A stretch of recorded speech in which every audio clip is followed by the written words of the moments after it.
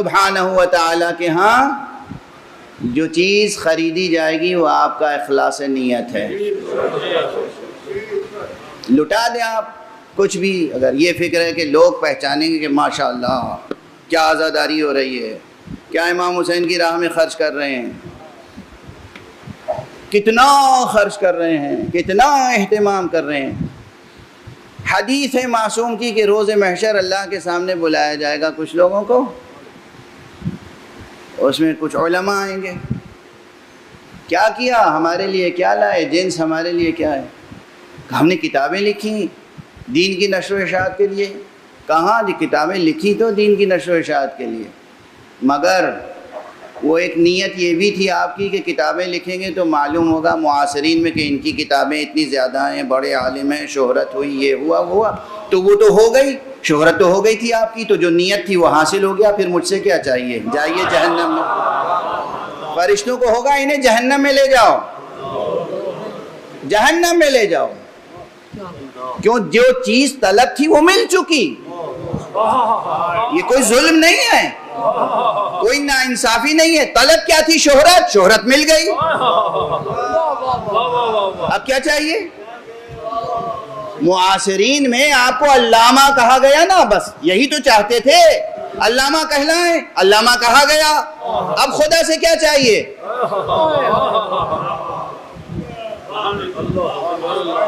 کوئی سرمایہ دار ہو، میں نے اتنی مسجدیں بنائی، اتنے امام باڑے بنائے، میں نے اتنی سبیلیں لگائیں، میں نے اتنے تبرک تقسیم کیے. کہاں وہ سب کیا، بالکل صحیح، مگر اس لیے تاکہ معاشرے میں ایک دبدبہ قائم ہو، پہچانا جائے. اور وہ دبدبہ ماشاءاللہ آپ کا قائم تھا نا، تو جس نیت سے کیا تھا مل گیا. اب مجھ سے کیا چاہیے؟ لے جاؤ جہنم میں. حدیث ہے حدیث، یہ حدیث ہے حدیث، اور یہ قرآن مجید کا مضمون ہے. ایک صلوات پڑھ دیجئے محمد.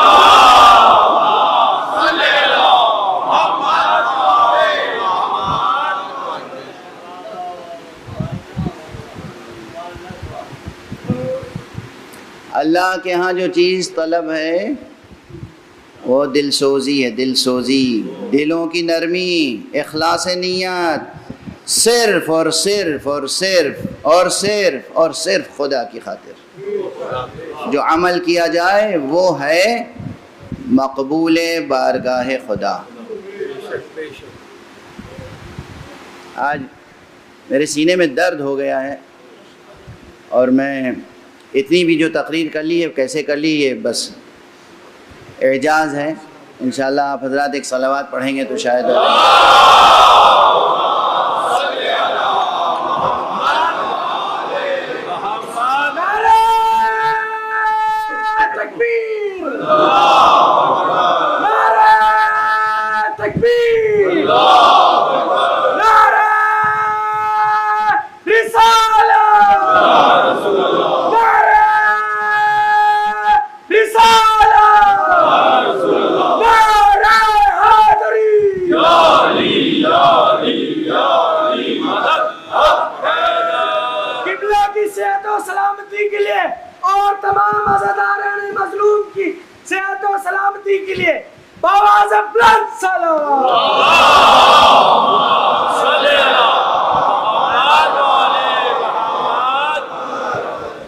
ایک اور صلوات پڑھ دیجیے.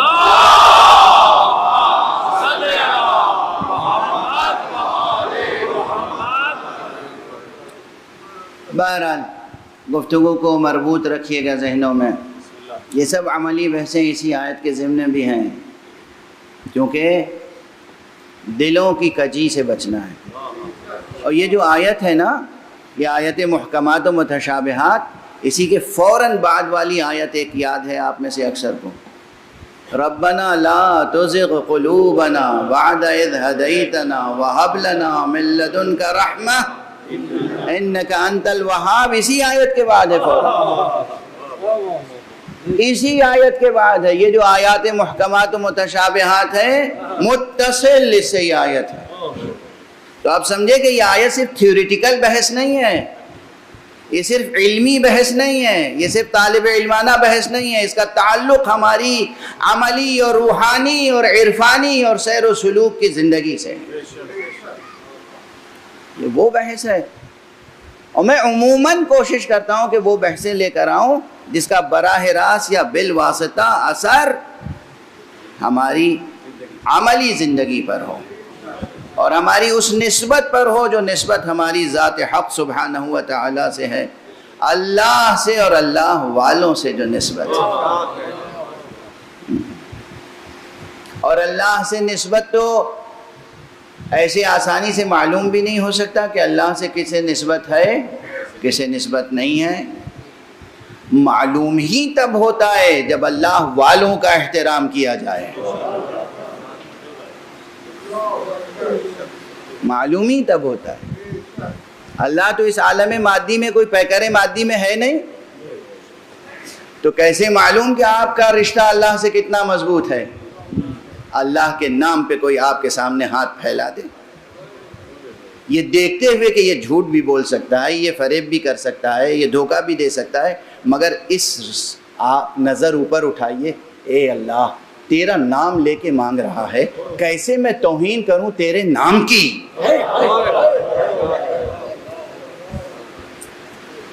حدیث میں مومن بے وقوف ہوتا نہیں ہے، بے وقوف بنتا ہے جان بوجھ کے۔ کیا معنی ہے اس کے کیا معنی ہے؟ مومن سمجھ جاتا ہے کبھی کہ یہ سائل جو ہے جھوٹا ہے، لیکن وہ سائل کے لیے دے ہی نہیں رہا ہے، سائل کی زبان پہ جو نام آیا نا اس نام کی عظمت کی خاطر دے رہا ہے۔ آپ کتنے گناہگار ہیں یہ تو آپ ہی کو معلوم ہوگا، کتنے قبائح، کتنے جرائم، کتنے آپ نے گناہ کیے ہوں گے، اللہ کے سامنے آپ قابل مغفرت تو ہیں نہیں، واسطہ کیوں دیتے ہیں حسین کے نام کا؟ اللہ اگر آپ کی طرف دیکھے تو آپ اس لائق نہیں ہیں کہ بخشے جائیں۔ وہ نام جو لیتے ہیں پروردگار حسین کا واسطہ، خدا حسین کے نام پر آپ کو بخش دے گا، آپ حسین کے نام پر 2 پیسہ نہیں دے سکتے۔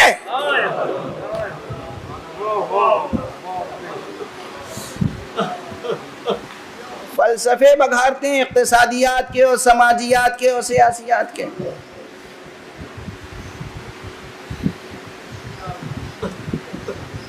کون ہے اس مجمع میں اور کون ہے اس کرۂ ارض پر جو اپنے حسن عمل کے نتیجے میں خدا سے بخشش کا مستحق بن جائے؟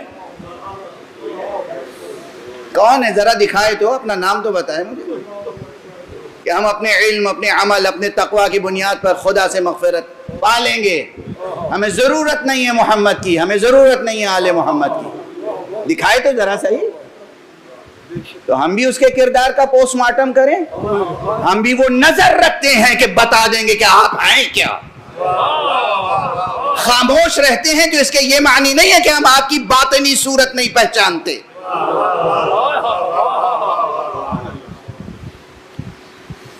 خدا کا خوف کریں، محمد اور آل محمد کی امت میں رہنے کی سعی کریں، دلوں کی حفاظت کریں،